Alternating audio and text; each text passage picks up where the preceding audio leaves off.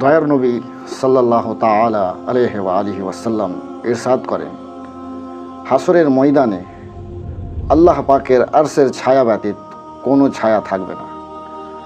তিনজন ব্যক্তি ওই আরশের ছায়া আশ্রয় পাবে। আরজ করা হলো, ইয়া রাসূলুল্লাহ, ইয়া হাবিবাল্লাহ, তারা কারা? সেই তিন শ্রেণীর ব্যক্তি কারা যারা সেই আল্লাহ পাকের শান্তিময় আরশের ছায়ায় আশ্রয় পাবে? নবী করিম সাল্লাল্লাহু তাআলা আলাইহি ওয়াসাল্লাম ইরশাদ করেন, ১ নম্বর, যে আমার উম্মতের পরেশানি দূর করে। ৩ নম্বর, যে ব্যক্তি আমার সুন্নাতকে জীবিত করে। ৩ নম্বর, যে অধিক হারে আমার প্রতি দরুদ প্রেরণ করে। সুবহানাল্লাহ, মাশাআল্লাহ, কত সুন্দর এই আমলের মাধ্যমে আমরা আরশের ছায়া, আল্লাহ পাকের আরশের ছায়া আশ্রয় পেতে পারি। আল্লাহ পাক যেন এই ৩ শ্রেণী ব্যক্তিদের মধ্যে আমাদের অন্তর্ভুক্ত করেন, আমিন। প্রিয় ইসলামী ভাইরা, শুনলেন তো নবী পাকের সুন্দর হাদিসটুকু। ১ নম্বর, যে আমার উম্মতের পরেশানি দূর করে, অর্থাৎ কোনো ইসলামী ভাই যদি কোনো রকমভাবে অসুবিধায় পড়ে যায়, কোনো রকমের সাহায্যের প্রয়োজন, তাহলে আল্লাহ পাককে রাজি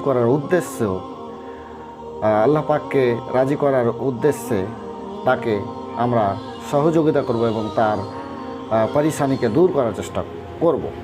যদি সেটা আর্থিকভাবে হয়ে থাকে, তাহলে যদি আর্থিক সামর্থ্য থাকে তাহলে তাকে আর্থিকভাবে সহযোগিতা করে, এবং যদি আর্থিকভাবে সামর্থ্য না থাকে তাহলে তাকে পরামর্শের মাধ্যমেও সহায়তা করা যায় এবং তার পরেশানি দূর করার চেষ্টা করা যেতে পারে।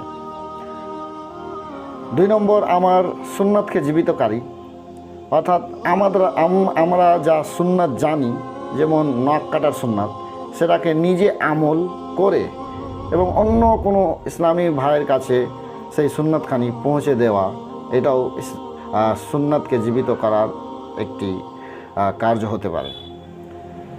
৩ নম্বর হচ্ছে যে অধিক হারে দরুদ শরীফ পাঠ করা। আমরা সকাল থেকে শুরু করে ঘুমানো অবধি সোশ্যাল মিডিয়া যেমন ফেসবুক, ইনস্টাগ্রাম, হোয়াটসঅ্যাপ, এগুলোতে আমরা অযথা সময় নষ্ট করে থাকি।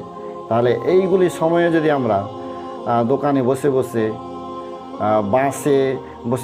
বাসের সিটে বসা অবস্থায় মনে মনে, এবং রাস্তায় হাঁটতে হাঁটতে, কোথায় বসে আছি একাই, সেই সময় মনে মনে যদি দুরূদ শরীফ পাঠ করার অভ্যাস গড়ে তুলি, তাহলে আমাদের ওপর আল্লাহ পাকের খাস রহমত নাজিল হবে, আর সেই রহমতের বৃষ্টিতে স্নান করে আমরা ধন্য হয়ে যাব। তাহলে আমাদের চেষ্টা করা উচিত যে অধিক হারে দুরূদ শরীফ পাঠ করা। আর এই 3টি কাজ যেগুলো বলা হলো, সেগুলো করা আমাদের পক্ষে খুব কঠিন হয়ে পড়বে এরকম কিছু নয়।